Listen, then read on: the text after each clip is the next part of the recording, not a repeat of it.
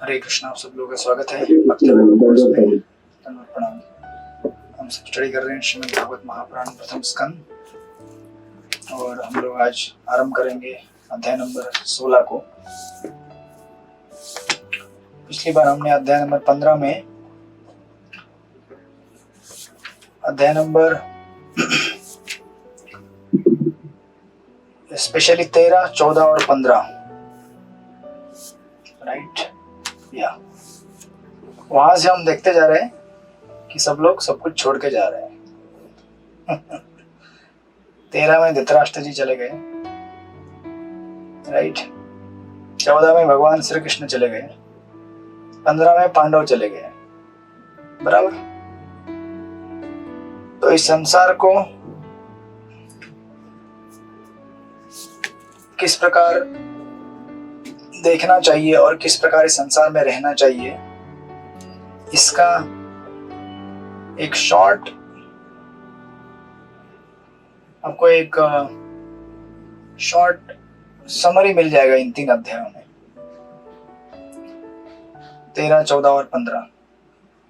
अब सबके जाने के बाद अभी अध्याय नंबर 16 से लेकर 19 तत्पश्चात संपूर्ण श्रीमद् भागवतम एक सीरीज बताना चालू करेगा, किसने किसने जगत को छोड़ा, कैसे कैसे छोड़ा। क्योंकि अभी 16वें अध्याय में परीक्षित महाराज के सुखदेव गोस्वामी से मिलने का वृत्तांत सामने आना चालू हो जाएगा, जो कि प्रथम स्कंद का मेन भूमिका है। इन दोनों को मिलाना है, परीक्षित महाराज और सुखदेव गोस्वामी, तभी जाके द्वितीय स्कंद से भागवतम का आरंभ होगा। तो भागवतम ऐसे आरंभ हो चुका है, लेकिन जो परीक्षित महाराज और सुखदेव गोस्वामी आपस में वार्तालाप करेंगे, तो फिर भागवत की जो मेन विषय वस्तु है उसके बारे में जो प्रश्न किए गए हैं शुरुआत में शौनक आदि ऋषियों द्वारा सूत गोस्वामी से, उनके एक एक करके उत्तर आना चालू हो जाएंगे द्वितीय स्कंद से। तो इस अध्याय में श्लोक अध्याय नंबर 16 हम शुरुआत करेंगे परीक्षित महाराज उनके हस्तिनापुर के राजगद्दी पर आसीन होने के बाद से प्रसंग जो आरंभ होते हैं उनके सुखदेव गोस्वामी से मिलने तक के, अध्याय नंबर 16 में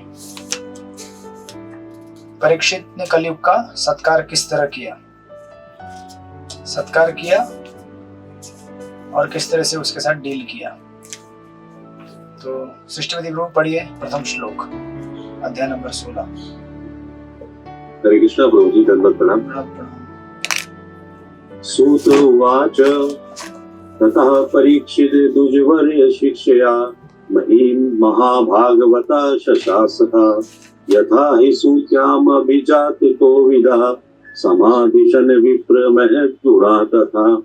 सूत गोस्वामी ने कहा, हे विद्वान ब्राह्मणों, तब महाराज परीक्षित श्रेष्ठ द्विज ब्राह्मणों के आदेशों के अनुसार महान भगवत भक्त के रूप में संसार पर राज्य करने लगे। उन्होंने उन महान गुणों के द्वारा शासन चलाया जिनकी भविष्यवाणी उनके जन्म के समय पटु ज्योतिषियों ने की थी। हरे कृष्णा प्रभु जी, दंडवत। हरे कृष्णा। तो अगर आप अगर याद करेंगे ठीक ठीक से, तो आई थिंक एकदम शुरुआत में जो हमने अध्याय देखे थे 7, 8, 9 या उसके आरंभ में, एक बार व्यासदेव जी और नारद मुनि के कन्वर्सेशन के खत्म होने के बाद, द्रोण पुत्र को दंड देने के बाद, यू नो, जहां से जो सिलसिला चालू हुआ था वो एक्चुअली यहाँ आने वाला था, यहाँ तक। लेकिन बीच में ऐसा लग रहा है पूरा श्रीमद् भागवत का कथन पूरा हो गया। राइट। व्यासदेव जी ने उपदेश लिया नारद मुनि से, इस तरह से भागवतम को लिखना चाहिए, राइट। फिर बीच में शौनक आदि ऋषि और सूत गोस्वामी, इनकी यहाँ पे जाके वापस मुलाकात हो जाती है। ये बीच में अनेक फिर वापस जाके आते हो। तो जैसे कि पिछले अध्याय में हमने देखा, पिछले अध्याय का अंतिम श्लोक था 51वां, आप देखेंगे प्रीवियस पेज पे। पांडुपुत्रों द्वारा जीवन के परम लक्ष्य भगवत धाम के लिए प्रस्थान का यह विषय अत्यंत शुभ तथा परम पवित्र है। अतएव जो भी इस कथा को भक्ति पूर्वक सुनता है वह जीवन की परम सिद्धि भगवत भक्ति को निश्चय ही प्राप्त करता है। राइट। ये फलश्रुति देने के बाद सूत गोस्वामी फिर आगे का क्रम बतलाते हैं कि आगे क्या हुआ फिर। तो जैसे कि आपने देखा है, परीक्षित महाराज ये नेक्स्ट उनके उत्तराधिकारी है, उनको चुना गया हस्तिनापुर के ऊपर राज्य करने के लिए। और जिस प्रकार जब भी आप किसी नए व्यक्ति को अपॉइंट करते हैं, कहीं पे भी ऑफिस में हो या कहीं भी किसी भी पोजीशन में, तो उसे आपने सुना होगा एक क्या बोलते हैं उसको, कॉर्पोरेट की भाषा में बोलते हैं केटी। केटी मतलब कॉलेज वाली केटी नहीं है, कॉलेज स्कूल में भी केटी लगती है बच्चों को। ये केटी मतलब नॉलेज ट्रांसफर, बराबर है, नॉलेज ट्रांसफर होता है ना। नया कोई भी व्यक्ति ऐड होता है किसी ऑर्गेनाइजेशन में, तो उसको उसके जो सीनियर लोग रहते हैं वो क्या करते हैं, समझाते हैं कि भले उसको मालूम रहता है। अभी समझो कोई अगर समझो इस्कॉन टेम्पल का ही हम लोग ले लेंगे उदाहरण। अगर इस्कॉन टेम्पल में कोई टेम्पल प्रेसिडेंट था कुछ समय के लिए, उसकी जगह पे दूसरा टेम्पल प्रेसिडेंट आ गया नया, तो पुराना टेम्पल प्रेसिडेंट का कर्तव्य है नए टेम्पल प्रेसिडेंट को बताना। भले उसको मालूम रहता है नए व्यक्ति को कि क्या उसका रोल है, क्या करना है क्या नहीं करना है, लेकिन फिर भी एक औपचारिकता होती है। और प्लस एक विशिष्ट जगह की बारीकियां विशिष्ट जगह में अलग अलग होती है, राइट। सब टेम्पल सेम समान प्रिंसिपल से चलते हैं, लेकिन डिटेल्स अलग अलग हो सकते हैं। यहाँ तक कि आपके घर में नई बहू आती है, उसको भी नॉलेज ट्रांसफर किया जाता है सास के द्वारा। नया अपॉइंटमेंट है भाई, इधर आओ बहू। भले तुमको खाना पकाना आता है, बर्तन धोना भी आता होगा, कपड़े धोने भी आते होंगे, घर में झाड़ू पोछा करने भी आता होगा। शायद मैंने ज्यादा विशेषण लगा दिए होंगे आज के नए कलयुग की बहू के लिए, लेकिन जो भी आता हो फिर भी सास उसको समझाएगी कि इतना है, कितना वॉशिंग पाउडर डालना है, इतना ही डालना है। आज हमारा माँ क्लीनिंग कर रहा था, हम लोग कर रहे थे, तो जो फ्लोर मॉप करने के लिए ऑल्टर रूम के अंदर एक बाल्टी में थोड़ा सा लिक्विड सोप डालते हैं, तो थोड़ा ज्यादा डाल दिया, तो उसकी वजह से जो डाल के उसको घिसते हैं स्क्रबर से फ्लोर को, पानी में घोल के उस लिक्विड को, बाद में उसको पोछे से पोंछते हैं। तो जनरली एक पोछे में हो जाता है, आज 3 पोछा मारना पड़ा, 3 बार 3 राउंड, फिर भी चिपचिपा लग रहा था। तो इसीलिए नॉलेज ट्रांसफर बहुत जरूरी है। भले आपको पोछा मारना आता हो, लेकिन फिर भी कितना, क्योंकि हर जगह में कितना एरिया बड़ा है और वहाँ का फर्श कैसा है, कितना चिकनाहट ले सकता है, कितना पानी, कितना ये है, वो सब समझाना पड़ता है, राइट। तो नॉलेज ट्रांसफर यहाँ पे किया गया है परीक्षित महाराज को। यहाँ पे लिखते हैं सूत गोस्वामी शौनक आदि ऋषियों को बताते हुए, हे विद्वान ब्राह्मणों, तब महाराज परीक्षित श्रेष्ठ द्विज ब्राह्मणों के आदेशों के अनुसार, यानी कि जो वहां पे ब्राह्मण कम्युनिटी थी परीक्षित युधिष्ठिर महाराज के राज्य में, या फिर जो उसके लीडर रहेंगे, आगे नाम आएगा उनका, कृपाचार्य का नाम आएगा एक यज्ञ करते समय, और बाकी भी बहुत सारे रहेंगे। उन्होंने क्या किया, उनको समझाया कि किस प्रकार रूल करना है, राइट, उनके गाइडेंस के अंडर में। तो हमें भले कुछ मालूम हो बहुत सारे पॉइंट, लेकिन गाइडेंस और ब्लेसिंग्स लेना बहुत जरूरी होता है। किसी भी प्रोजेक्ट में, पोजीशन में काम करने के पहले हम ब्लेसिंग्स लेते हैं सीनियर्स के। और भले आपको सब पता है, आप भले प्रचारक हो बहुत बड़े, लेकिन कोई प्रोजेक्ट चालू करते तो पहले आप ब्लेसिंग्स लेते हैं, कहते हैं कि ब्लेसिंग्स दीजिए आपने, राइट। तो परीक्षित महाराज उन्होंने क्या किया, जो ब्राह्मण थे उनके आदेश के अनुसार राज्य करने लगे। और यहाँ पे कहा गया है परीक्षित महाराज को वर्णित करते समय, मही महाभागवत, मही महाभागवत यानी महिम यानी कि पृथ्वी, और महाभागवत यानी कि परम भक्त। तो जनरल क्या होता है कि भागवत के कथाकार आपने कहीं सुना होगा, या फिर कभी ऐसा आपको लगेगा कि परीक्षित महाराज भगवान के परम भक्त तभी बन गए जब उनको श्राप मिला शंगी से, तब जाके गंगा के किनारे बैठ गए और उन्होंने सोचा कि मैं आमरण उपोषण करके श्रीमद् भागवत का पाठ सुनूंगा। तो ऐसा नहीं था कि परीक्षित महाराज बाद में भगवान के महान भक्त बने। परीक्षित महाराज पहले से ही महान भक्त थे। ऐसा नहीं था कि परीक्षित महाराज को कुछ काम धंधा नहीं था इसलिए गंगा के किनारे जाके बैठ गए, चलो भाई कथा सुनाओ हमको। एक्चुअली वैसे भी है, जिसने संसार के सारे काम धंधे पूरे कर लिए वही कथा सुनने को आ सकता है। लेकिन वैसे भी कि ऐसा नहीं था कि परीक्षित महाराज को कुछ ऐसा मतलब अभी कुछ है नहीं करने के लिए, क्या करूं, चलो अभी बैठ के कथा सुनता हूं यहाँ पे, ऐसा नहीं था। परीक्षित महाराज बहुत पहले से भगवान के शुद्ध भक्त रह चुके हैं थे, और ऐसा होने की वजह से यहाँ पे उनका वर्णन दिया है महाभागवत। अभी ये प्रसंग भी अभी शुरुआत नहीं हुआ है, किसका? श्रृंगी का। अभी तो परीक्षित महाराज कली से मिलेंगे, कली को दंड देंगे, उसी समय यहाँ पे शुरुआत में कहा गया है परीक्षित महाराज क्या है? भगवान के महान भगवत भक्त हैं, राइट। और फिर आगे कहते हैं उन्होंने उन महान गुणों के द्वारा, जिन गुणों का वर्णन शुरुआत में किया गया था कि परीक्षित महाराज ऐसे राजा होंगे, ऐसे योद्धा होंगे, ऐसे शासक होंगे, आपने जो शुरुआत के अध्याय में पढ़ा था प्रथम स्कंद में, राइट। तो उन्होंने उन गुणों के द्वारा शासन चलाया जिनकी भविष्यवाणी उनके जन्म के समय पटु ज्योतिषियों ने की थी। तो ऑफकोर्स ये भी भविष्यवाणी की गई थी कि उनको तक्षक क्या करेगा? अंत में डस के मार डालेगा, राइट। और ये भी कहा गया था कि वो इतने प्रसिद्ध राजा होंगे जैसे प्रभु रामचंद्र के जैसे राज्य चलाएंगे, या फिर परशुराम जैसे दंडित करेंगे। ऐसे अनेक अनेक गुणों का वर्णन किया गया उनके, राइट। फिर भी परीक्षित महाराज को जैसे देखिए ना, श्रील प्रभुपाद के बारे में भी प्रेडिक्ट किया गया था कि श्रील प्रभुपाद अपने उम्र के 70वें साल में क्या करेंगे?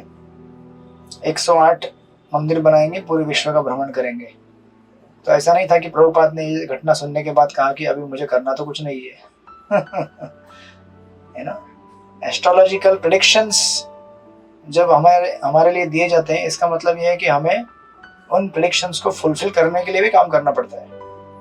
प्रभुपाद सुभाषित कहते हैं कि अगर जंगल में अगर जंगल का राजा शेर एक जगह अगर कहीं बैठ जाए और सोचे कि मैं तो जंगल का राजा हूँ, ऐसे ही शिकार मिल जाएगा, ऐसे थोड़ी होता है। शिकार भले उसके सामने आके भी चला जाए, लेकिन वो अगर हाथ पैर नहीं हिलाएगा तो शिकार उसे मिलेगा नहीं। इसी प्रकार परीक्षित महाराज आप देखेंगे अभी कि ये सब गुण प्रकट करने के लिए भी उन्हें अपना एक प्रयास करना पड़ेगा। ऐसा नहीं था कि गुण है उनके तो अब ऐसे बैठे बैठे प्रकट हो जाएंगे। उनको उसी प्रकार राज्य संभालना पड़ेगा जिस प्रकार युधिष्ठिर महाराज और उनके जो पहले पूर्ववर्ती चक्रवर्ती सम्राट उनके परंपरा में जो आके गए हैं उन सब ने किया है, राइट।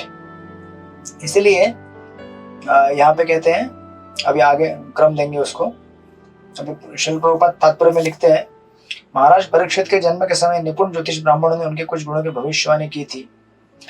भगवान के महान भक्त होने के कारण महाराज परीक्षित में इन सारे गुणों का विकास हो सका। देखिए अगेन वापस प्रभुपाद भी उसी चीज को रेफर कर रहे हैं यहाँ पे कि गुण होते हैं लेकिन उन्हें हमें विकसित करना होता है। जैसे वर्णाश्रम सिस्टम में जो 4 वर्ण और 4 आश्रम है, उसमें से एक वर्ण होता है ब्राह्मण का। ऐसा नहीं होता है कि ब्राह्मण अगर ब्राह्मण कुल में जन्म लिया तो वो ब्राह्मण बनेगा, जरूरी नहीं है। वो शूद्र भी बन सकता है अगर उसको ब्राह्मण बनने का ट्रेनिंग न दिया जाए तो आप देखेंगे आजकल ऐसे इंटेलेक्चुअल ब्राह्मण है जो कि 1 नंबर के असुर हैं। वैसे रावण भी ब्राह्मण ही था।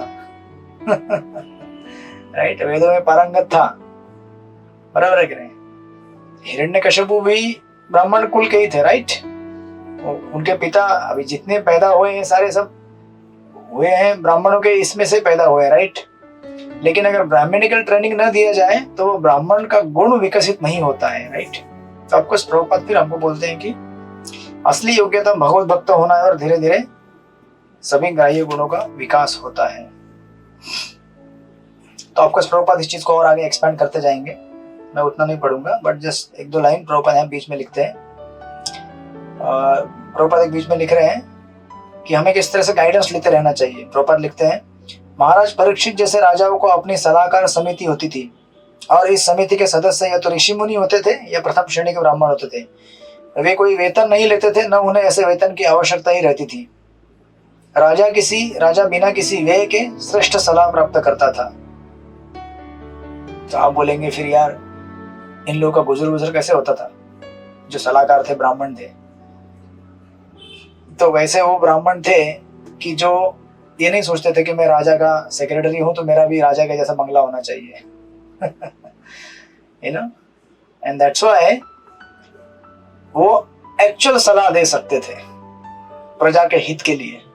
जैसे आप देखेंगे चंद्रगुप्त मौर्य के टाइम में चाणक्य पंडित उनके मिनिस्टर सलाहकार हुआ करते थे। खुद चंद्रगुप्त मौर्य बड़े महल में रहते थे, लेकिन चाणक्य पंडित जी एक झोपड़ी में रहते थे। क्यों? क्योंकि वही असली ब्राह्मण है। अभी झोपड़ी में रहने से कोई ब्राह्मण नहीं बनता है। आप बोलेंगे मैं भी कल जाके झोपड़ी में रहता हूँ तो मैं ब्राह्मण बन जाऊंगा, नहीं। आप बड़े आलीशान महल में रह के भी ब्राह्मण बन सकते हैं अगर ब्राह्मणत्व का जीवन जिएंगे तो। बट द पॉइंट इज कि ऐसे सलाहकार होने की वजह से उस समय में कोई चक्रवर्ती सम्राट बन सकता था।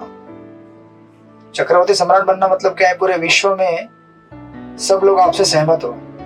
आज पूरे विश्व में सब लोग किसी से सहमत क्यों नहीं है? क्योंकि एक कॉमन प्रिंसिपल पे दुनिया नहीं जीती है आज। पहले का कॉमन प्रिंसिपल क्या था? वर्शिप ऑफ गॉड, भगवान को सेंटर में रख के दुनिया जीती थी, राइट? आज भगवान थोड़ी सेंटर में है। इसलिए कितने राज्य बन गए आपके भारत में ही, और कितने बनेंगे पता नहीं। पूरी दुनिया में कितने देश बने हैं और कितना, मतलब कितना कितना उसका विभाजन होता जा रहा है, ये उसकी एक कारण है। तो ऑफकोर्स प्रभुपाद उस चीज को आगे एलाबोरेट करते हैं, यहाँ पे आप पढ़िएगा। और प्रभुपाद लिखते हैं, राजा बिना किसी व्यय के श्रेष्ठ सलाह प्राप्त करता था। वे स्वयं समदर्शी होते थे, सबों के प्रति समदर्शी, चाहे मनुष्य हो या पशु। वे राजा को ऐसी सलाह न देते थे कि मनुष्य को तो सुरक्षा प्रदान की जाए और बेचारे पशुओं का वध किया जाए। समिति के प्रभुपाद इतना स्ट्रांगली लिखते हैं, अगर आज के पार्लियामेंट में अगर पढ़ा जाएगा तो बैन कर देंगे हमको सब। देखिए, समिति के ऐसे सदस्य न तो मूर्ख होते थे, न दीवार स्वप्न देखने वाले मूर्खों के प्रतिनिधि होते थे। बराबर है कि नहीं? आजकल लोग हल्ला करते हैं, हाय हाय ये हो गया वो हो गया, यू नो, सरकार ठीक से काम नहीं कर रही है। तो आप ठीक से काम कर रहे हैं क्या? आपके कर्म बहुत अच्छे हैं क्या? हाँ?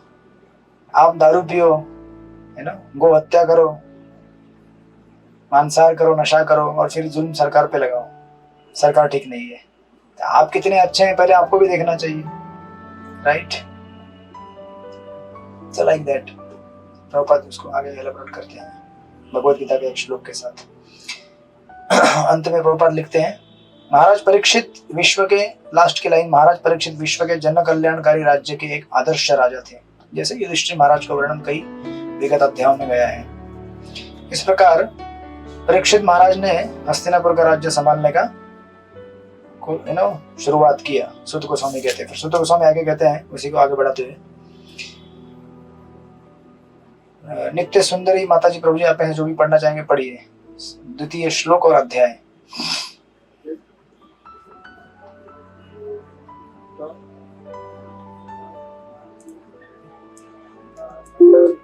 आपकी आवाज बहुत कम आ रही है।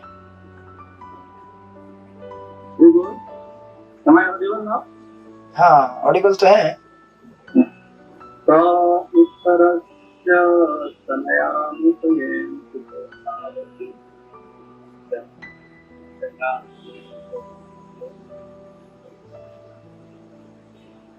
अनुवाद। राजा परीक्षित ने राजा उत्तर की पुत्री इरावती से विवाह किया और उससे उन्हें महाराज जन्मेजय आदि 4 पुत्र। Hare Krishna. Recording in progress. Okay, तो यहाँ द्वितीय श्लोक में कह रहे हैं कि राजा परीक्षित महाराज ने विवाह किया था उत्तर की पुत्री इरावती, राइट? और उन्हें 4 पुत्र प्राप्त हुए थे। प्रभुपाद तात्पर्य में एलैबोरेट करते हैं, महाराज उत्तर विराट के पुत्र तथा महाराज परीक्षित के मामा थे। इरावती महाराज उत्तर की पुत्री होने से महाराज परीक्षित की ममेरी बहन थी, लेकिन यदि ममेरे भाइयों तथा बहनों का गोत्र अर्थात परिवार एक न हो तो उन्हें विवाह करने की अनुमति होती थी। इसको एलैबोरेट कर रहे हो। और दूसरा उदाहरण दिया है, अर्जुन ने भी सुभद्रा का विवाह किया था। फिर ऑफकोर्स प्रभुपाद फिर परपोर्ट में जन्मेजय उनके बारे में बता रहे हैं विस्तार से। जन्मेजय कौन थे, जो कि उनका वर्णन अंत में आपको आएगा, जिन्होंने भयंकर यज्ञ सर्प यज्ञ किया। परीक्षित महाराज उनके मृत्यु का बदला लेने के लिए, तो बाद में इसका कथन आएगा आगे बढ़ने के बाद। फिर तृतीय श्लोक पढ़िए, अनुकंपा शक्ति माता जी, 3 नंबर का श्लोक।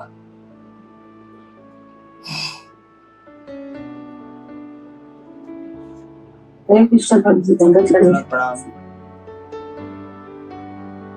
आजहार अश्वमेधान त्रीन गंगा याम्बुरी दक्षिणान शारद्वतं गुरुं कृत्वा देवा यत्राक्षि गोचराः। उपाचार्य को अपना गुरु चुनने के बाद महाराज परीक्षित ने गंगा के तट पर 3 अश्वमेध यज्ञ किए। उन्हें आगंतुकों एवं निमंत्रितों को पर्याप्त दक्षिणा देकर संपन्न किया गया। इन यज्ञों में सामान्य लोग भी देवताओं का दर्शन पा सके। हरे कृष्ण। तो जिस प्रकार आज के जमाने में लोग यानी कि जो राजा होते हैं या प्रतिनिधि होते हैं, वो सोशल वेलफेयर के लिए क्या करते हैं, जन कल्याण की कार्य की योजनाएं बनाते हैं, चलाते हैं, राइट। लेकिन सबसे बड़ा जन कल्याण या लोक हित का कार्य होता है लोगों का पुण्य बढ़ाना, बराबर।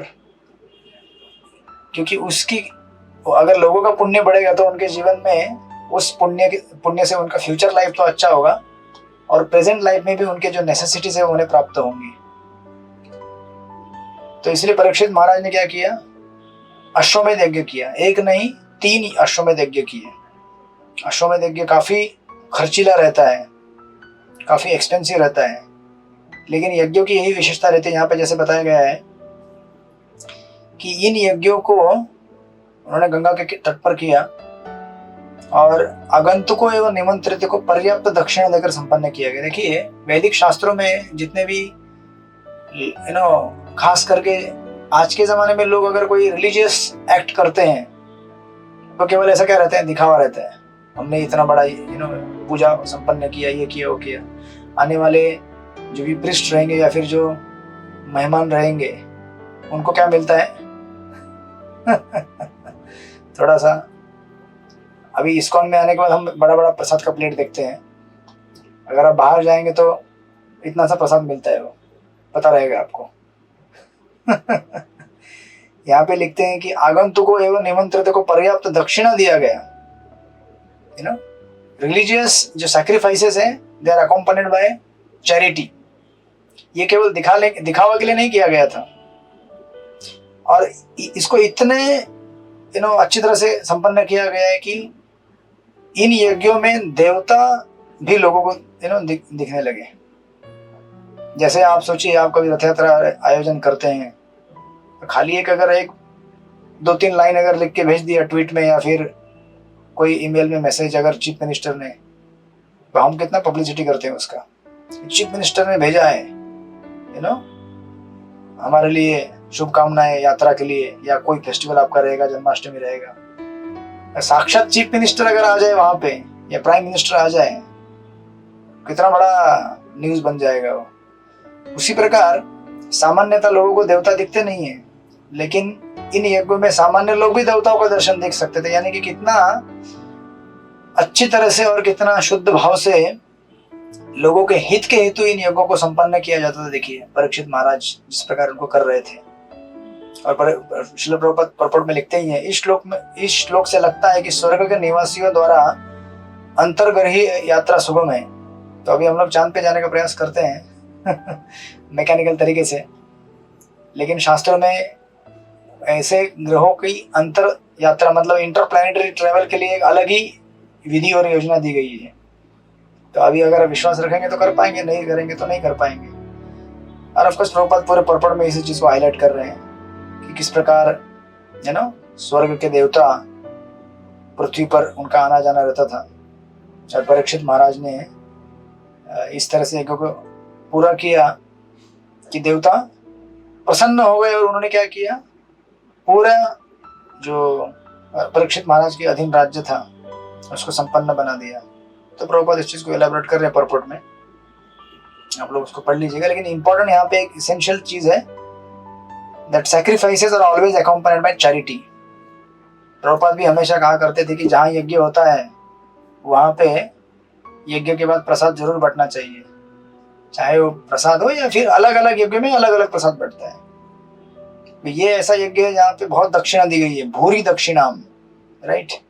1965 में जब श्रील प्रभुपाद 26 सेकंड एवेन्यू में क्लासेस लेते थे तो बांटने के लिए कुछ नहीं होता था, तो एक एप्पल लेते थे, एप्पल के बारीक बारीक स्लाइसेस करते थे, कृष्ण को ऑफर करके सबको बांटते थे प्रसाद।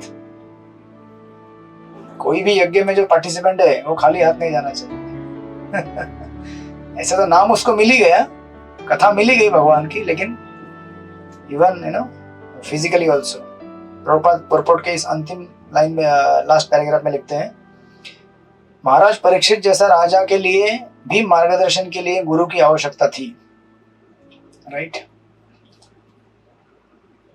ऐसे मार्गदर्शक के बिना आध्यात्मिक जीवन में प्रगति कर पाना संभव नहीं है। गुरु को प्रामाणिक होना चाहिए और जो आत्म साक्षात्कार के लिए इच्छुक रहते हैं उन्हें वास्तविक सफलता प्राप्त करने के लिए गुरु होना चाहिए। तो यज्ञ में तो गुरु लगते ही हैं, बट इन जनरल प्रभुपाद कह रहे हैं कि लाइफ में भी। तो कृपाचार्य यहाँ पे, कृपाचार्य महाभारत में भी थे जिनको चिरंजीव रहने का वरदान था, जो कृपी के द्रोणाचार्य की पत्नी कृपी थी, राइट, और उनकी बहन है ये, सॉरी भाई है कृपाचार्य, तो उनको चिरंजीवी रहने का वरदान था, इसलिए वो महाभारत काल से लेकर अभी तक उनका वर्णन आगे बढ़ते जाएगा। एंड देन प्रभुपाद फिर आगे लिखते हैं, या ऑफ कोर्स ये यहाँ पे इस पैराग्राफ पे जस्ट ऊपर प्रभुपाद और एक चीज को जो मैंने बता रहा था उसको भी हाईलाइट कर रहे हैं थोड़ा सा। प्रभुपाद लिखते हैं, जिस तरह जब प्रचुर वर्षा होती है तो वह आवश्यकता से अधिक प्रतीत होती है, उसी तरह ऐसे राजाओं द्वारा दिया दान भी प्रजा की आवश्यकताओं से अधिक प्रतीत होता है। संतुष्ट प्रजा कभी राजा के विरुद्ध संघर्ष नहीं करती, अतएव राजतंत्रीय राज्य को बदलने की कोई आवश्यकता नहीं पड़ती थी। This is one of the final point. जब आपकी प्रजा ही खुश हो तो विद्रोह क्यों करेगी आपसे? आज विद्रोह क्यों करते हैं लोग? क्योंकि प्रजा सेटिस्फाइड नहीं है, संतुष्ट नहीं है, और कली काल में तो आप प्रजा को संतुष्ट भी नहीं कर सकते। क्योंकि प्रजा की आदतें कैसी बन गई है? आर्टिफिशियल बन गई है। पहले आपका रोटी कपड़ा मकान हो गया, एजुकेशन मिल गया, संतुष्ट थे लोग। अभी आधुनिकता के नाम पर हमारा लोभ इतना बढ़ गया है, इतना बढ़ गया है कि इसीलिए सबसे प्रथम जरूरी है शिक्षा शास्त्रों द्वारा कि संतुष्ट कैसे रहना है। और साथ में आपको जैसे यहाँ पे प्रभुपाद कह रहे हैं कि अगर भरपूर मात्रा में अगर वर्षा हो जाए तो अन्न भरपूर मात्रा में आता है, अन्न भरपूर मात्रा में रहेगा। Which shloka we are reading? Third shloka ना, थर्ड श्लोका चालू है। हाँ, सखी प्राण प्रभु। Okay, 16 chapter third shloka, right. तो इसलिए प्रजा कभी विद्रोह नहीं करती थी राजा के खिलाफ। आजकल विद्रोह करते क्योंकि कोई सेटिस्फाइड नहीं है किसी भी तरह से, ना ही राजा उन्हें उस तरह सेटिस्फाई कर सकता है। एंड देन फिर अभी उनके कली से मिलने के प्रसंग का यहाँ पे वर्णन चालू हो जाता है चौथे इसमें से। फिर बीच में ऑफकोर्स फिलोसॉफिकल कॉन्टेक्स्ट आएगा इसका, चौथा नंबर का श्लोक। क्या नाम है इनका, मैं भूल जाता हूँ। ये हमारी बाहर जो रहती है अमेरिका में, क्या नाम है माता जी का? महामूर्ति माता जी। महामूर्ति माता जी, महामूर्ति माता जी ध्यानस्थ हो गई क्या? ध्यानावस्थ तद्गतेन मनसा, कहाँ चले गए? ठीक है, सच्ची किशोरी माता जी आप यहाँ पे हैं? हरे कृष्णा, प्रणाम। हाँ, 4 नंबर का श्लोक पढ़िए माता जी। निजग्रह ओजसा वीरा कलिं दिग्विजय क्वचित नृपलिंगधरम शूद्र व्यर्थम गोमिथुनम पदा। एक बार जब महाराज परीक्षित विश्व दिग्विजय करने निकले तो उन्होंने देखा कि कलयुग का स्वामी जो शूद्र से भी निम्न था, राजा का वेश धारण करके गाय तथा बैल की जोड़ी के पांवों पर प्रहार कर रहा था। राजा ने उसे पर्याप्त दंड देने के लिए तुरंत पकड़ लिया। ओके, हरे कृष्णा। हरे कृष्णा। तो एक बार के प्रसंग का वर्णन है परीक्षित महाराज। जैसे आपने देखा होगा रामायण से भी, प्रभु रामचंद्र अपने राज्य का दौरा किया करते थे चुपके से, राइट। अचानक, जैसे आपके उत्तर प्रदेश के योगी जी भी करते हैं ऐसे, अचानक कहीं भी जाके हाजिर हो जाते हैं किसी भी ऑफिस में। धड़ाम, क्या हो रहा है ऑफिस में यहाँ पे रेड डाल देते। तो परीक्षित महाराज, प्रभु रामचंद्र ऐसा करते थे देखने के लिए कि प्रजा कैसी है, क्या है। कभी कभी डिस्गाइज में जाते थे, अपना रूप बदलकर पूछते थे राजा कैसे हैं आपके, राज्य कैसा चल रहा है आपका। तो ऑफकोर्स परीक्षित महाराज तो अपना दिग्विजय करने के लिए निकले थे। तो रास्ते में उनके क्या एक ऐसा चित्र उन्हें दिखता है। अभी देखिए ये भागवत में अचानक सडन चेंज है ये, इसलिए आगे तुरंत क्वेश्चन पूछेंगे शौनक आदि ऋषि, क्योंकि एकदम सिस्टमेटिकली चल रहा था। परीक्षित महाराज राजा बन गए, अश्वमेध यज्ञ किया उन्होंने, और सब सडनली सीन चेंज हो गया। सीन में क्या आ गया है कि एक शूद्र क्या कर रहा है, मार रहा है गाय तथा बैल के जोड़े को। तो आपको प्रश्न अगले इसमें आएगा श्लोक में। यहाँ पे प्रभुपाद तात्पर्य में लिखते हैं, दिग्विजय करने के लिए राजा के बाहर निकलने का उद्देश्य आत्मश्लाघा नहीं है। महाराज परीक्षित सिंहासन पर बैठने के बाद दिग्विजय करने निकले थे, किंतु यह अन्य राजाओं के उत्पीड़न के उद्देश्य नहीं था जैसे कि आजकल होता है किसी को जब अधीन करते थे ना ये पूर्व काल में, तो ऐसा नहीं होता था कि ये बाद में मतलब उनके गुलाम बन जाते थे, नहीं। देवर इंडिपेंडेंट स्टेट्स, लेकिन सिर्फ एक किसी राजा को चक्रवर्ती सम्राट करके स्वीकार किया जाता था। प्रभुपाद लिखते हैं यहाँ पे, वे विश्व के सम्राट थे और समस्त छोटे छोटे राज्य उनके अधीन थे। उनका बाहर जाने का उद्देश्य यह देखना था कि राज्य का शासन भगवत भावना में ढंग से चल रहा है कि नहीं। भगवान का प्रतिनिधि होने के कारण राजा को भगवान की इच्छाओं की भली भांति पूरा करना होता है, लेकिन इसके पहले भगवान की इच्छा क्या है वो भी तो मालूम होना चाहिए। वो कब मालूम पड़ेगा, जब भागवत पढ़ेंगे, कभी कथा सुनेंगे, कभी मंदिरों को विजिट देंगे, राइट। ये तो होता नहीं है कलयुग में, तो इन लोगों को मालूम भी नहीं है भगवान की इच्छा क्या है। अतएव जो ही महाराज परीक्षित ने एक निम्न जाति के मनुष्य को राजा के वेश में गाय तथा बैल के जोड़ी को पांव पर प्रहार करते देखा, तो उन्होंने तुरंत बंदी बनाकर दंड देने का दंड दिया, राइट। तो ऑफकोर्स प्रभुपाद फिर आगे इसी चीज को इलेबोरेट करेंगे कि ब्राह्मण संस्कृति में क्या होना चाहिए। गाय और बैल ये दोनों हमारे माता और पिता को इंडिकेट करते हैं, राइट। प्रभुपाद ने कई जगह पे लिखा है, bull represents father and cow represents mother. और दोनों, तो अभी आप कलयुग में बोलेंगे दोनों का कुछ कॉन्टेक्स्ट है नहीं हमारे लिए आज के जमाने में हमारा ट्रैक्टर भी माता है और ट्रैक्टर ही पिता है, ट्रैक्टर से ही सब कुछ चलता है, राइट। तो ये एक आपका कॉन्टेक्स्ट रहेगा। बट आप देख रहे हैं कि अलग अलग चीजों को अलग अलग तरीके से जब हम बनाते तो उनका अपना एक कॉन्शियसनेस हमारे अंदर आता है। मशीन से बनाया हुआ खाना और हाथ से बनाया हुआ, दोनों में फर्क होता है कि नहीं, राइट। क्योंकि हमको केवल ये शरीर चलाने के लिए नहीं चलाना है। इट्स नॉट अ रोबोट कि आपने इलेक्ट्रिसिटी पावर लगा दिया चल रहा है। ये शरीर में से हमको क्या निकालना है बाहर, नित्य सिद्ध कृष्ण प्रेम। वो कौन सा श्लोक है, श्रवणादि शुद्ध चित्ते करयो उदय, राइट। श्रवण और कीर्तन करने से हमें क्या करना है, हमारे अंदर सुप्त कृष्ण प्रेम को बाहर निकालना है। और उसके हेतु हमें जो भी करना है वो ऐसा होना चाहिए, भोजन हमारा या ऐसा होना, हमारा लाइफस्टाइल होना चाहिए कि जो लेने के बाद हमारे अंदर प्रेरणा है कि मैं भगवत भजन करूं। हरे कृष्ण कृष्ण कृष्ण हरे हरे, हरे राम राम राम हरे हरे। तो आप होटलों में बनाया हुआ और फिर मशीनों में पकाया हुआ या फिर मशीन से प्रोसेस किया हुआ और घर में किसी व्यक्ति के द्वारा बनाया हुआ और भगवान को भोग लगाया हुआ, दोनों भोजन में अंतर है ना। उसके हिसाब से हमारी चेतना बनती है। तो लाइक दैट अभी ऑफ कोर्स प्रभुपाद ने हमेशा कहा है the best use of bad bargain. अभी आपके लिए संभव ना हो गाय है ना बैल से हल जोतना, ट्रैक्टर से, कोई बात नहीं, बट एटलीस्ट उसको ऑफर कर सकते हैं हम लोग। प्रभुपाद उस चीज को वहां पे इलेबोरेट कर रहे हैं आगे। मानव उस परपोर्ट के लास्ट लाइन में प्रभुपाद लिखते हैं मानव समाज के सर्वाधिक महत्वपूर्ण पशु गाय के साथ दुर्व्यवहार कर रहा था। कौन? कली। कलयुग नेक्स्ट लिखते हैं प्रभुपाद, कलयुग का अर्थ है कुव्यवस्था तथा कलह। इस कुव्यवस्था तथा कलह का मूल कारण यह है कि निम्न श्रेणी के निम्न व्यक्ति जिनकी कोई उच्चतर महत्वाकांक्षा नहीं है राज्य के प्रबंध में अग्रणी बन जाते हैं।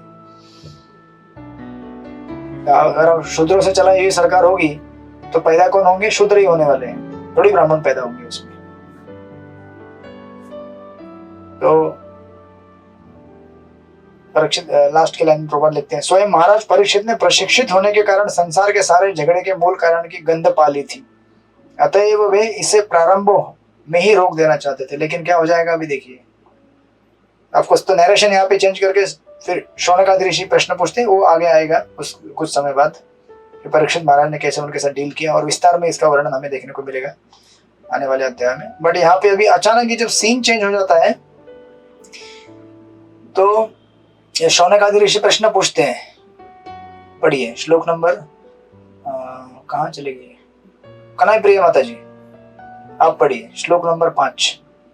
हरे कृष्ण प्रभु जी 5 पढ़ा।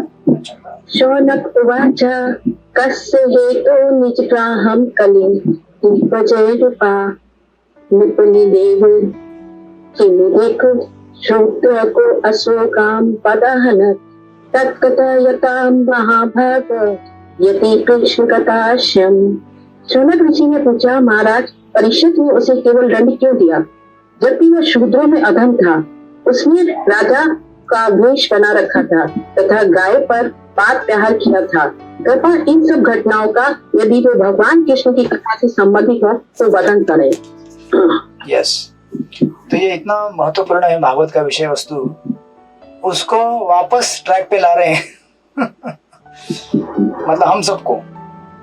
कभी कभी क्या होता है कि हम लोग कुछ न्यूज और स्टोरी सुनने में इतने मगन हो जाते हैं कि उसका थ्रिल एक्साइटमेंट ऐसा रहता है, क्या हुआ, फिर उसने ऐसे मारा, फिर बिल्डिंग गिर गई, फिर ये हुआ वो हुआ, लेकिन उसका सार क्या है? इसलिए देखिए यहाँ पे एक तो पहला सबसे सडन रिएक्शन क्या है शौनकादि ऋषि का कि इतना बड़ा घटना हो रहा था कि एक शूद्र गाय और बैल को मार रहा था, तो परीक्षित महाराज ने उनको फिनिश क्यों नहीं कर दिया जगह पे, खाली पनिश क्यों किया मतलब क्यों पकड़ के क्यों रखा उनको, तुरंत पकड़ा क्यों? देखते ही मार देना चाहिए उनको। अभी मोदी जी कुछ परिवर्तन लाए हैं, आपने सुना होगा है ना, आईपीसी धारा में ये सब जो अंग्रेजों के जमाने के रूल थे उनको थोड़ा रिवाइज करके,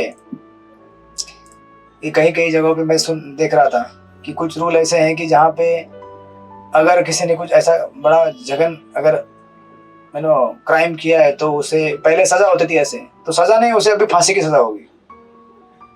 ऐसा चाहिए? ऐसा नहीं होगा तो फिर लोग लाइन तो नहीं आएंगे। आज से 100 साल 50 साल पहले कश्मीर में था, आप प्रभुपाद के लेक्चर में कई बार सुनेंगे, जो कश्मीर के राजा थे उनके पास रूल था अगर कोई चोरी करेगा तो उसके हाथ काट दिए जाते थे। तो कौन चोरी करेगा? फिर रास्ते में बटुआ भी गिर जाए तो कोई उठाता नहीं। फिर आजकल क्या है, चोर क्या समझता है कि अच्छा हमको पकड़ ले तो जेल में जाके बैठेंगे उधर, आराम करेंगे उधर, फिर जेल से चुनाव भी लड़ेंगे हम और हमारे चुनाव में जीत भी हो जाएगी, जेल से बाहर आके मंत्री बन जाएंगे। आपने देखा होगा ना ऐसे भ्रष्ट है ना, अगर समाज रहेगा हमारा, नेता रहेंगे और लोग रहेंगे तो क्या तरक्की करेंगे हम लोग। तो अभी ये लोगों को, शौनकादि ऋषि को पहला प्रश्न है कि भाई खाली पकड़ा क्यों, मारा क्यों नहीं तुरंत? ऐसे लोगों को तो देखते ही खत्म कर देना चाहिए, एनकाउंटर सीधा, जो कि कुछ हुआ है थोड़ा सा अभी पिछले कुछ दिनों में एनकाउंटर उत्तर प्रदेश में क्योंकि कुछ क्रिमिनल्स का इलाज खाली एनकाउंटर होता है। क्यों फालतू में उनको पाल पोस के पैसा खर्च करने का, जेल में भी उनको काफी पैसा खर्च करना पड़ता है उनकी प्रोटेक्शन के लिए, फिनिश कर दो। तो ये शौनकादि ऋषि पूछ रहे हैं फिनिश क्यों नहीं किया भाई उसको, खाली पकड़ के छोड़ दिया, फर्स्ट सबसे पहली चीज। और दूसरा इंपॉर्टेंट चीज यहाँ पे उन्होंने ऐड दिया, हाँ तो पहले लाइन में लिखा हुआ है उसे केवल दंड क्यों दिया, है ना, मारा क्यों नहीं उसको। और लास्ट के लाइन में बहुत इंपॉर्टेंट चीज लिख रहे हैं, है ना, ये कह रहे हैं कि ये चीजें आप हमें विस्तार में बताइए अगर इन चीजों का संबंध भगवान श्री कृष्ण की कथा से अगर आता है तो, नहीं तो भाई हमें नहीं सुनना है। क्योंकि अभी आप देखिए ना, अभी उन्होंने कंडीशन डाल दी है उस क्वेश्चन के ऊपर, क्वेश्चन के उत्तर के ऊपर, अगर आपके प्रश्नों का उत्तर मैंने जो पूछा है कृष्ण कथा से संबंध में आता है तो ही बताइए, वरना बताने की जरूरत नहीं है आपको। अब ये जो पूरा सीरीज है आपसे श्लोक नंबर 1 से 6, इसका थीम ही यही है, हम क्या सुनते हैं उसके बारे में ध्यान देना बहुत जरूरी है। अभी आप रोज न्यूज सुनते होंगे, यहाँ पे ये मर गया, यहाँ पे ब्रिज गिर गया, वहां पे बरसात ज्यादा हो गई, वहां पे फ्लड आ गया, वहां पे अर्थक्वेक आ गया, यहाँ पे डाकू को पकड़ा गया। इतने सारे न्यूज का कोई अंत ही नहीं है। इस संसार में तनाव पैदा करने वाले न्यूज का अंत है क्या, मुझे बताइए आप। एक के बाद एक के बाद एक के बाद एक के बाद। अभी ये बीच में पुरुषोत्तम अधिक मास चल रहा था तो इतना व्यस्त था मैं कि मैं एक बार भी गूगल समाचार खोला नहीं पिछले 30 दिन में, मुझे लगता है। यहाँ वहां से व्हाट्सएप में कुछ आता था, कुछ बड़ा हाईलाइटेड चीज था तो समझ में आता था ऐसा हुआ है वैसा हुआ है। एक दिन तो हमारे ब्रह्मचारी ने कह दिया कथा में, मोदी जी ने रूल रिवाइज किया है, तो तब मुझे पता चला कि कुछ तो तो जो जरूरी था वो कहीं ना कहीं से मिल जाता है सुनने के लिए। तो कुछ मिस तो हुआ नहीं मुझे, मेरे जीवन में मुझे नहीं लगा कुछ मिस हो गया। तो मैं रोज 10-15 मिनट खोल के देखता था गूगल न्यूज आज क्या हुआ। तो ठीक है 10-15 मिनट भी ठीक चलता है, लेकिन आप अगर दिन भर देखते रहेंगे यहाँ पे ये हुआ वहां पे वो हुआ। अब ये संसार ही किससे बना हुआ है, तनाव से बना हुआ है, right. It's a place of distress, दुखालयम अशाश्वतम। तो आप कितना भी न्यूज देखेंगे तो वो तनाव और बढ़ता जाएगा आपका। नेगेटिव न्यूज जितना सुनेंगे उतना आप नेगेटिव बनते जाएंगे। और खास करके वो न्यूज अगर कृष्ण कथा से संबंधित नहीं है, राइट। क्योंकि यहाँ पे ये शौनकादि ऋषि कह रहे हैं कि यदि कृष्ण कथाश्रयम, कथा आश्रयम, अभी इसका हम 2 तरह से अर्थ ले सकते हैं। कथा आश्रय यानी कि जैसे प्रभुपाद ने लिखा उनके कथाओं से संबंधित, या फिर जो हमें कृष्ण में, कृष्ण कथा ऐसी, मतलब जो कृष्ण में आश्रय दे, अगर ऐसी कथा है तो हमें सुनाइए, नहीं तो हमें सुनने की कोई जरूरत नहीं है, राइट। क्योंकि हम क्या है, इस संसार में बहुत कुछ यहाँ वहां का सुनते रहेंगे तो हमें डिस्ट्रैक्ट करेगा वो हमारे जीवन के लक्ष्य से। जितना आप सुनते रहेंगे यहाँ मर्डर हुआ, यहाँ ये हुआ, वहां जो एक्चुअली प्रभुपाद एक जगह पे कहते हैं, प्रभुपाद के भागवतम में कहीं कहा गया, मैं भूल गया उसका रेफरेंस, लेकिन कहते हैं कि जितना आप गलत चीजों के बारे में सुनते हैं ना, उतना आप गलत तरीके से काम कैसे किया जा सकता है आप सीखते हैं। समझे कि नहीं समझे। जितने गलत काम होते हैं उतने गलत तरीके आप सीखते जाते हैं गलत काम करने के। तो आपने ये तथाकथित न्यूज सुनकर क्या कर लिया, फिर आपके अपने आप को गलत काम कैसे करने का उसका डाटाबेस बढ़ा दिया आपका। और जितना वो डाटाबेस बढ़ेगा उतना आपका माइंड करप्ट होते जाएगा, उतना हमारा हार्ड डिस्क वायरस से प्रभावित होते जाएगा, राइट। और संसार में न्यूज का कोई एंड नहीं है, इट्स एंडलेस। द्वितीय अध्याय में, द्वितीय स्कंद में तो सुखदेव गोस्वामी कहेंगे श्रोतोव्याधिनी राजेंद्र नृणाम संति सहस्त्रश। सुनने के लिए परीक्षित हजारों हजारों हजारों चीजें हैं, राइट। अपश्चाताम आत्म तत्व गृहेशु गृह में दिनाम। जो आत्म तत्व को नहीं जानते हैं या फिर जिसमें प्रोग्रेस नहीं करना चाहते, वो लोग क्या करते हैं, इन्हीं मृत विषय के बारे में सुनते रहते हैं जो उन्हें मृत्यु के पास लेके जाएंगे, है ना। कई बार आपने सुना होगा न्यूज मतलब क्या होता है कि केवल नाम चेंज होते हैं, न्यूज वही रहती है। कल फलाना फलाना मर गया उसका नाम रहेगा, आज कोई मर गया उसका एक नया नाम आएगा। जन्म मृत्यु जरा व्याधि कॉमन चीजें हैं भौतिक जगत में, राइट। सो दैट्स व्हाई यहाँ पे ये कह रहे हैं ऋषि कि हमें वही चीज सुनाइए जो अगर वो कथा से, कृष्ण कथा से संबंधित है। प्रभुपाद लिखते हैं शौनक तथा ऋषिगण यह सुनकर विस्मित थे कि पुण्यात्मा महाराज परीक्षित ने अपराधी को केवल दंडित ही क्यों किया, उसे मार क्यों नहीं डाला, right. Of course and then आगे प्रभुपाद लिखते हैं, है ना, बीच में आप देखेंगे, वहां पे तो दिखेगा आपको। यद्यपि ऋषियों को उस शूद्र के विषय में सुनना अधिक रुचिकर नहीं लगा जो ठग था तथा गाय का अपमान करने वाला था, फिर भी वे उसके विषय में जानने के लिए सुनना चाहते थे कि इसका संबंध कहीं भगवान कृष्ण से तो नहीं है। वे केवल कृष्ण कथा में रुचि रखते थे, क्योंकि कृष्ण कथा से जो भी विषय संबंधित हो वह श्रवण करने योग्य होता है। भागवत में समाज, विज्ञान, राजनीति, अर्थशास्त्र, सांस्कृतिक मामले में इत्यादि विषयों में अनेक प्रसंग है, किंतु सारे प्रसंग क्या है? कृष्ण कथा से संबंधित है। अतः सबके सब श्रवणीय है। कृष्ण सभी मामलों में शुद्ध करता अवयव है, चाहे वह जैसे भी हो। इस संसार में हर वस्तु प्रकृति के 3 गुणों से उत्पन्न होने के कारण अशुद्ध है, किंतु कृष्ण शुद्ध करता तत्व है।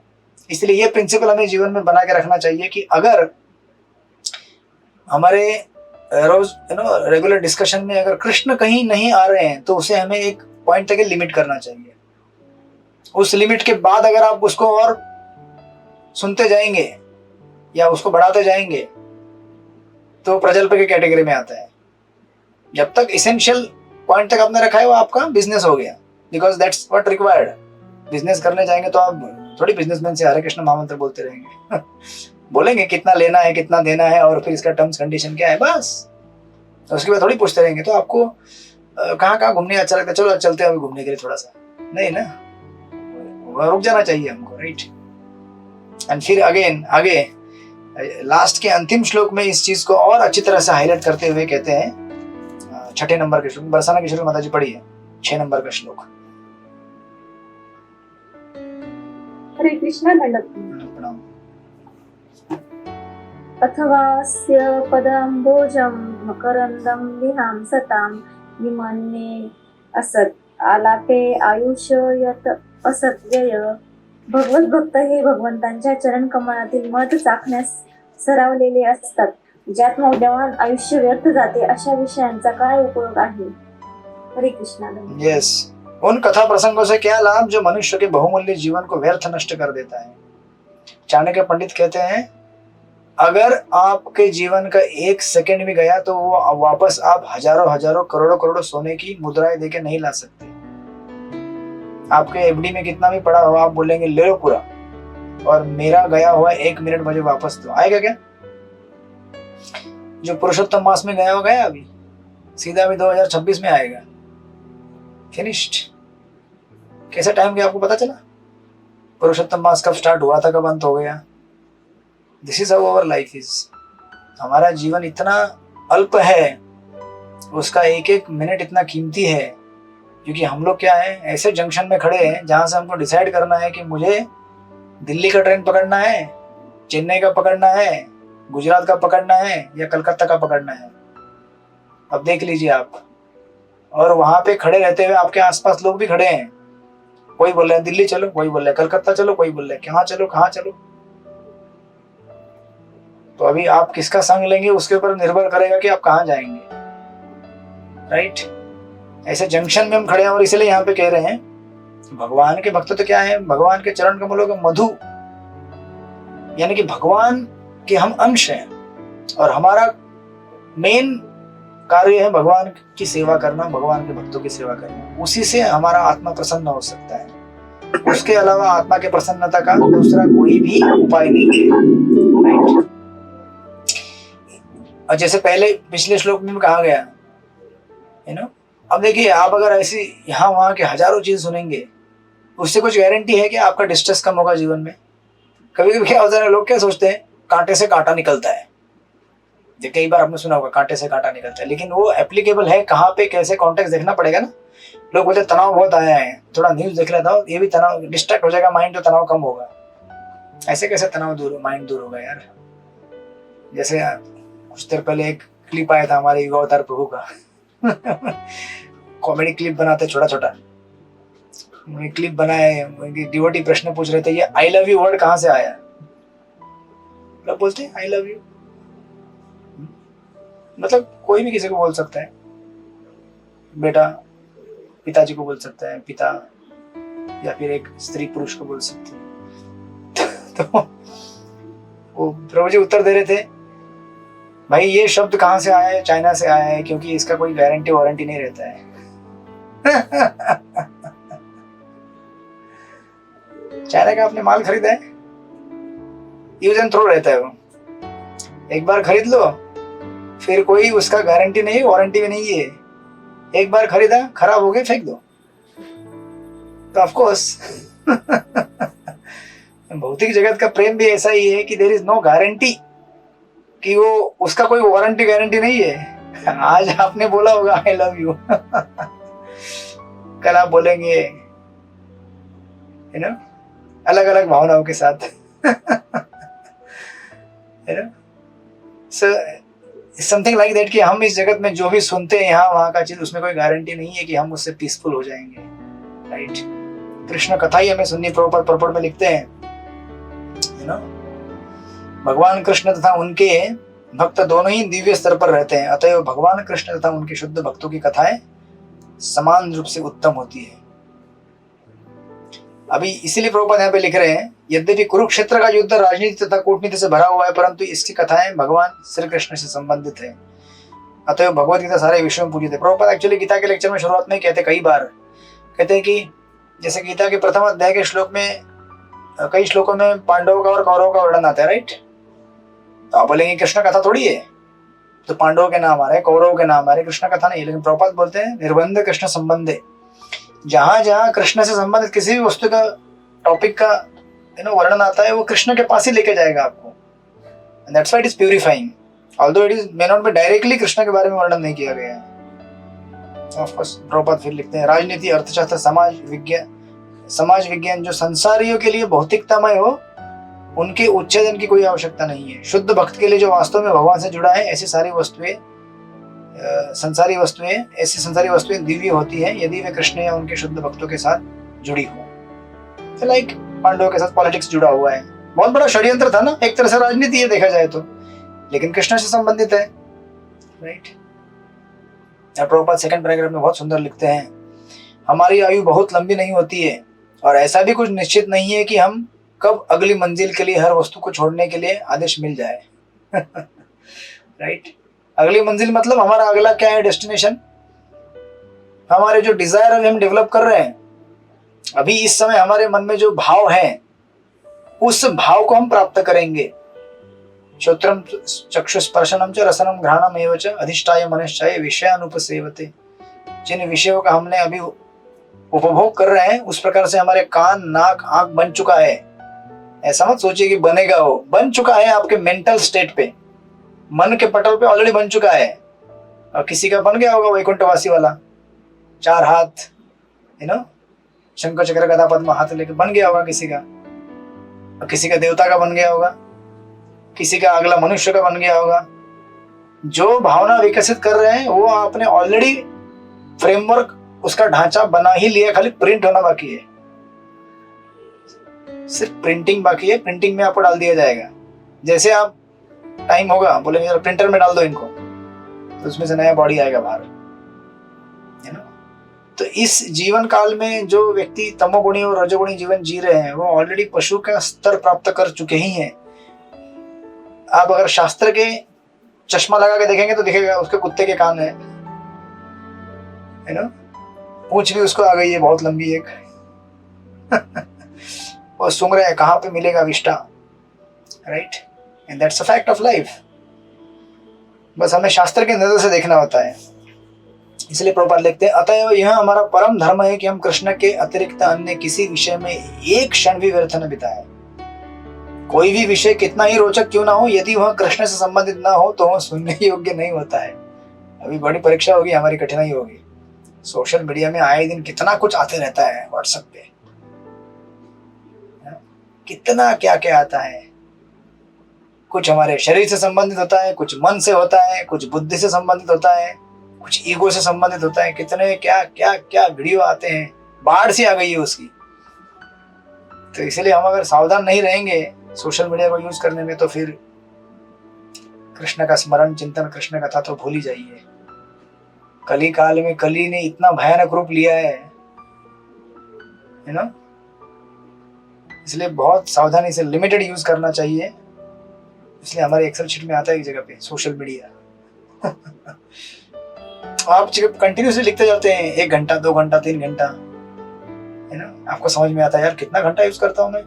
आज मेरा जब 10 बजे तक हुआ नहीं, सोशल मीडिया 2 घंटा यूज कर लिया मैंने, 4 घंटा व्हाट्सएप में वीडियो देखा, 1 घंटा यूट्यूब पे देखा, 2 घंटा फेसबुक में देखा। और उसका डिजाइन भी ऐसे किया गया है, कोई एंड नहीं होता है। आप स्क्रॉल कीजिए ना उसको, ये स्क्रीन रहती है ना जो यूट्यूब की या फेसबुक की, खींचते जाइए। मैं देखता हूँ कई बार ट्रेन में ट्रैवल करते समय मेरे बाजू में बैठते हैं वो, आजकल तो इंस्टाग्राम में इतना चलता है, बाप रे। और एक मिनट में आपका कॉन्शियसनेस चेंज होता रहता है, एक मिनट में 1 मिनट गया नेक्स्ट, 1 मिनट गया नेक्स्ट, 1 मिनट, एक मिनट, मतलब एंगेज करने के लिए क्या जबरदस्त टेक्निक बनाया है। तो हमें भी 1 मिनट का कृष्ण कथा का क्लिप बना देना चाहिए, नहीं? सृष्टिपति प्रभु, आपका नेक्स्ट प्रोजेक्ट है, बनाते जाइए। एक मिनट में, है ना, अभी कृष्ण के बारे में, फिर राम के बारे में, फिर बुद्ध के बारे में, फिर क्या क्या क्या, तो आपको देख लीजिए आप कैसा है। कहीं उसको बनाते बनाते, है ना, दूसरे इसमें ना चले जाए। बट द पॉइंट इज कि इतना डिस्ट्रैक्शन है हमारे लिए। और यहाँ पे कह रहे हैं, है ना, ये आयुष यत असत्व्यय, है ना, आयु को इस तरह से अपव्यय नहीं करना चाहिए हमें, बहुमूल्य है। इसलिए शुद्ध भक्तों के अगर आप लक्षण देखेंगे तो उसमें एक आता है 26 क्वालिटीज में वैष्णव के, अव्यर्थ कालात्म, कि भक्त हमेशा देखता है कि कहीं मेरा समय बर्बाद तो नहीं हो रहा है ना, कहीं मैं अपना समय वेस्ट तो नहीं कर रहा हूँ ना। एक्चुअली मैंने प्रभुपाद का बहुत आज से 3, 5, 7, 8 साल पहले सुना था, वो बहुत 8 भी नहीं 10, 12 साल पहले जब वो सुना था, तब से इतना फिट हो गया वो कि जब भी कभी अगर प्रसाद ले रहा हूँ तो अगर कोई नहीं रहेगा भक्त तो तुरंत ये हो जाता है, नहीं कुछ तो सुनना चाहिए हमें। कीर्तन लगाओ या भजन लगाओ या लेक्चर लगाओ या बाथरूम में वॉशरूम में, अभी दांत घिसते घिसते आपके जीवन में क्या हो रहा है? सेवा है, शरीर को साफ रखना, लेकिन it's not so productive, right? लगा दीजिए लेक्चर, कान में जाता रहेगा, कीर्तन लगा दीजिए, राइट? नहा रहे हैं, अभी क्या करेंगे, नहाते नहाते शावर चालू है, it's a waste of time actually देखा जाए तो। शरीर के लिए जितना भी तो ऑफकोर्स ठीक है, बॉडी फिट रखना चाहिए सेवा के लिए, बट उसको हम यूटिलाइज कर सकते हैं। कथा लगा दीजिए, ट्रैवल कर रहे हैं कथा लगा दीजिए, गाड़ी में बैठे बैठे, प्लेन में बैठे बैठे, ट्रेन में बैठे बैठे क्या करेंगे आप? कुछ नहीं करेंगे तो आपके पास आ जाएगा वो सोशल मीडिया, बोलेगा पॉपअप आता है ना, एक मैसेज आया, बस एक मैसेज आप खोल दीजिए व्हाट्सएप।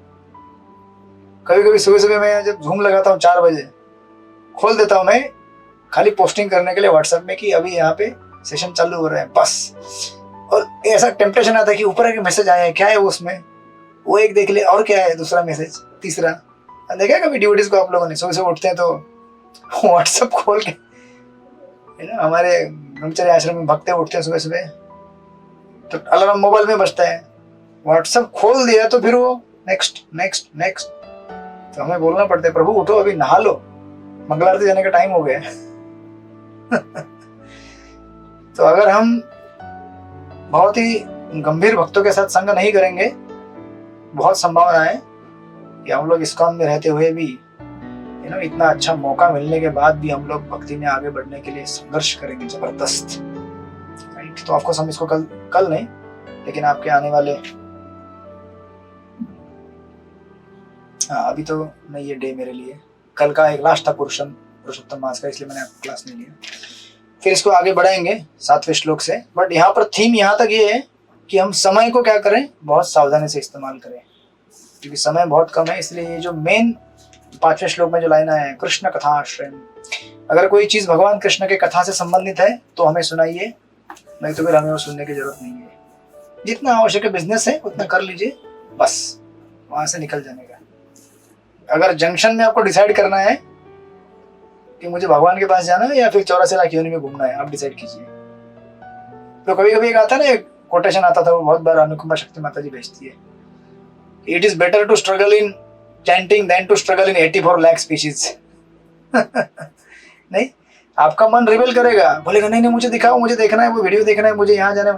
नहीं, थोड़ा चैंटिंग करने में स्ट्रगल कर लीजिए, अच्छा है वो struggle, it's a good struggle, purifying struggle. बाकी वहां वो देखने से आप तो स्ट्रगल करने ही वाले, बट दैट्स नॉट प्यूरिफाइंग, शुद्ध करने वाला नहीं है, राइट? तो हम बढ़ाएंगे इसको आगे। आज हरिपरायण प्रभु आया नहीं शायद, और विमल मधु माता जी भी नहीं आई, ठीक है, हरे कृष्णा। मिलेंगे फिर अगले मंगलवार को, सॉरी आपको बुधवार को। तब तक आपके अभी प्रश्न देना चालू करूंगा मैं, थोड़ा अभी समय मिल रहा है मेरे को, फ्री हो गया, फिर हमारी एग्जाम भी बाकी है।